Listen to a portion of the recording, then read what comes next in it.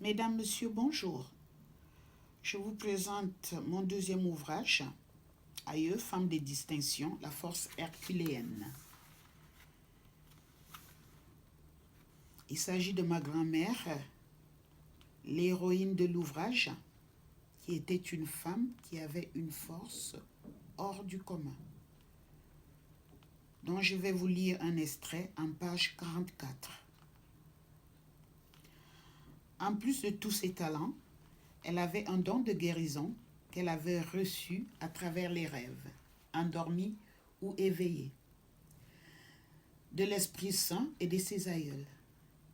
Elle utilisait les plantes pour fabriquer des infusions à partir d'une pharmacopée bien développée, propre à chaque maladie, telles que la stérilité, l'impuissance, la variole, la jaunisse, dont on disait qu'elle ne pouvait être soignée par la médecine moderne. Elle soignait également la folie, les envoûtements, les mauvais sorts. Elle réconciliait également les couples. Aux célibataires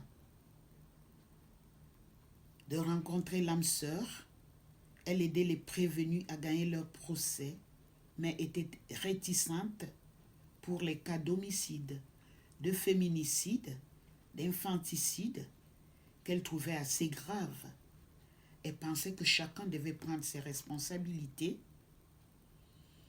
C'était sa façon à elle de les dissuader à ne plus s'aventurer dans des actes odieux et barbares. Elle était rebouteuse sur fracture ou sur malformation, avec une guérison sans calvitieux. Elle arrachait les dents avec une plante anesthésiante. Elle suturait également les plaies avec une autre plante appelée fande, dont la sève ressemble à s'y méprendre à de la bétadine, qui servait de colle cicatrisante et d'antibiotique. Plus impressionnant encore, c'était une visionnaire qui pouvait prévenir des catastrophes ou des événements majeurs. Lorsque la saison sèche perdurait, elle appelait la pluie en jetant du sel sur le feu avec quelques plantes, en scandant la pluie, les nuages et les grêlons. C'était une cérémonie qui était tout simplement une invocation à Dieu.